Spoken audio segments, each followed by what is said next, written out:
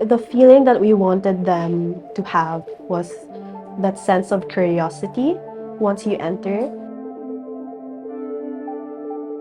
Like when you visit a friend at their home, so you ring the doorbell and you don't know what's inside, right? Once they open the door, then that's the time you see what's inside. The overall space here, we wanted them to feel at home, very comfortable, homey, warm.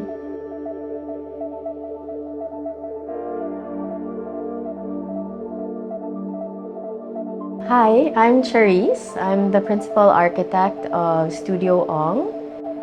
And I'm Colleen. I'm the principal interior designer. So we designed Inatô.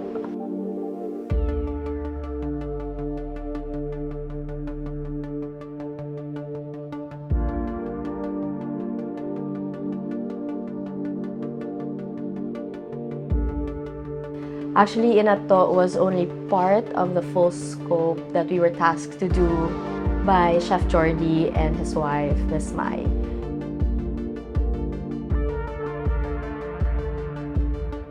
So we were tasked to do the renovation of Toyo Eatery, which along the way during construction was awarded the most sustainable and top restaurant of the Philippines. While we were doing that, our scope was to repair and adjust Toyo and also expand its PDR and add more spaces for their team, which is a gym, a toilet, an R&D kitchen, and combining the kitchen with Inatô. So Inatô actually is only 1/10 of the full space that we were tasked to design. Inatô is a 50 square meter space which shares the same kitchen with Toyo and the team. We found out that both Toyo and Inatô, they want it to be raw, authentically Filipino, and so we had to be at par with that. During the start, we really get to know the clients through interviews or questionnaires. But for this specific project, it was very slow because we did a lot of process. They also asked us to eat in Toyo, so we got to experience how they serve the customers, how they interact, the flow, how they do the preparations in the kitchen. So it was really something that we observed.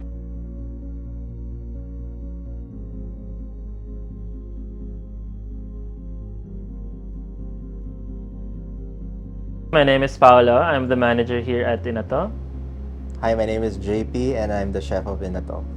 Basically, this is sort of like a culmination of everything. One conversation that came about out of it was this different perspective when it comes to Filipino food, or even if you're not necessarily working with ingredients from the Philippines, didn't necessarily mean that you couldn't make Filipino food. But definitely we started with, we wanted to work with seafood. We wanted something more intimate.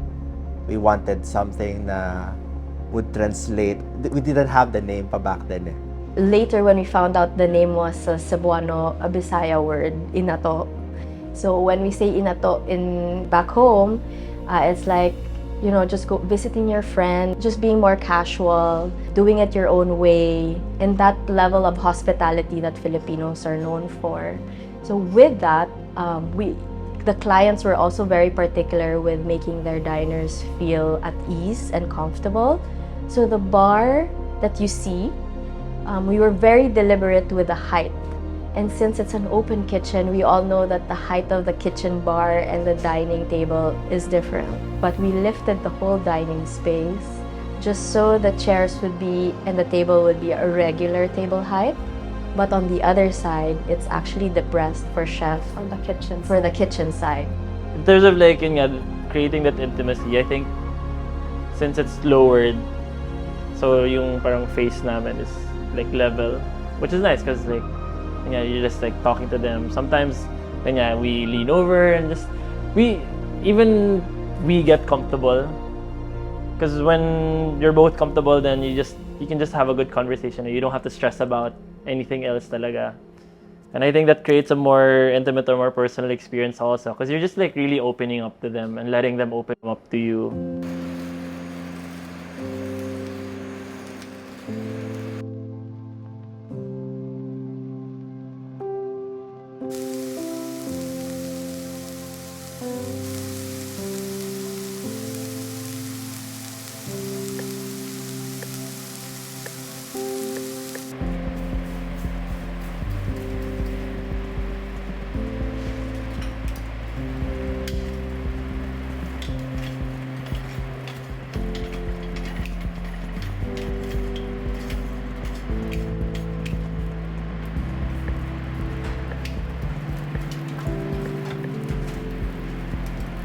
Toyo is really about sustainability. So what we did was we saw that they had a lot of oyster shells that they collect after the service. So we wanted to recycle those. So what we did was we crushed the shells, and if you can see the flooring, so to make it a little upgraded version of cement or concrete floor, we added those oyster shells. So all the furniture is also made by local designers. So like the table is from Vito Selma, the chairs are from Kenneth Cobonpue. We're also Cebuanos, so they are fellow designers, Cebuanos. So we partnered with Vito here, and he used the rice husk. Like, people were like, okay, we can use this pala, and give another life to something that you could just throw away. This wall we were talking about earlier outside, we didn't want it to be a plain wall in the dining space. So we thought of what is a tropical fruit that Filipinos would everyday eat, and it's banana. So we peeled some real bananas, made it into a small maquette, and then we turned it into a 3D pattern. And we have this organic wall for the diners outside. We made sure that the stone that we're using is from our local mountains.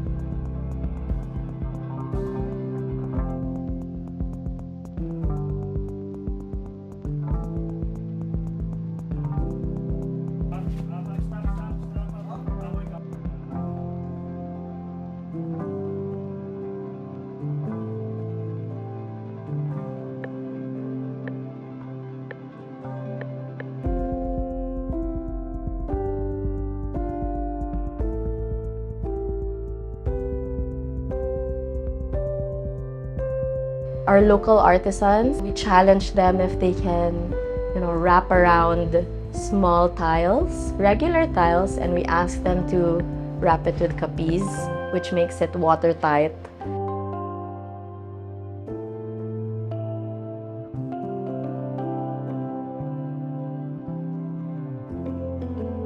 The marble itself, it's local. And what was nice is we didn't even have this idea. I think it was from them, wherein the offcuts, they were like, oh, do you want to use them? So I was like, oh, perfect. We can shape them into these like really nice marble slates that the guests could use.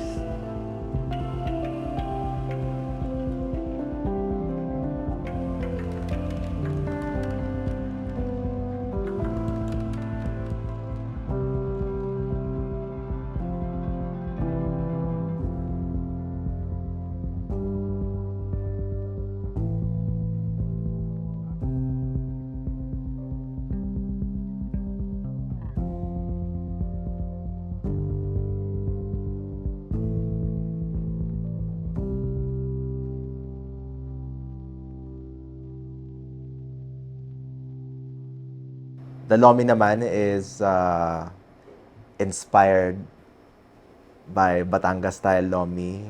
We call it Miki Lomi. So the base of our lomi is pork, which is thickened with cassava starch. At the same time, it has a lot of toppings. We have stir-fried spinach, sea cucumber that has been steamed, which we get from Zamboanga,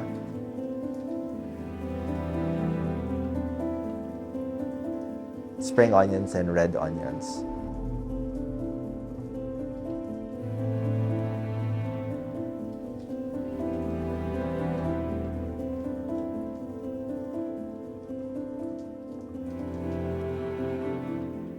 fried egg whites, 5-spice pork, which is wrapped in soybean skin, or should I say kikiam, which we make.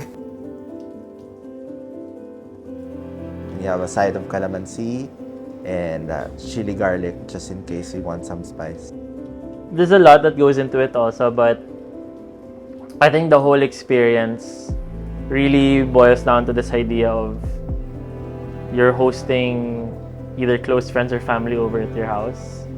One interpretation that Studio Ong or Cherise shared with us with the word kasi is like when you invite people over, you'll be like, oh, pero inato lang, it's like nothing fancy, it's just don't expect, like it's just gonna be us, which I think is really great because you only really have those experiences with people who are really close to you. I think some of the things we ate, one of the more notable ones would be the pinakbet. Like it's one of these things that parang everyone has their own different experiences with pinakbet.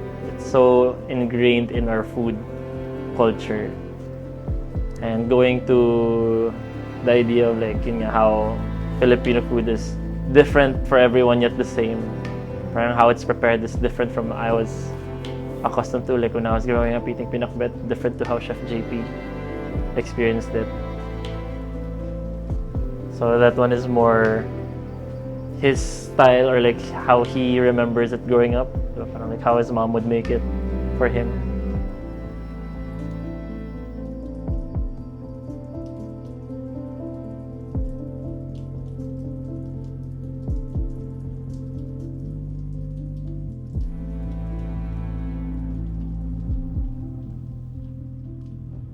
The Inatô team and the Toyo team, they really made us understand that level of hospitality and service that they want to give. So we had to really reflect that here. We knew that they would really compliment or even do way better than expected.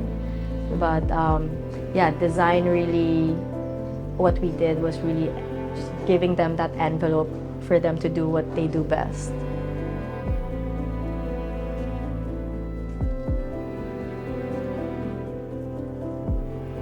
We love that there are a lot of opportunities now for local designers, and we love that both Filipinos and foreigners love to come here and to dine. I think Inatô is one of the best places to go to if you have a visitor.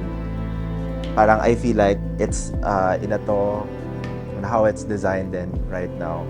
I think the on us to be more open to what we can do with What's possible with Filipino design would be great also. Siguro isa yun sa mga takeaway na we would like guests to experience also.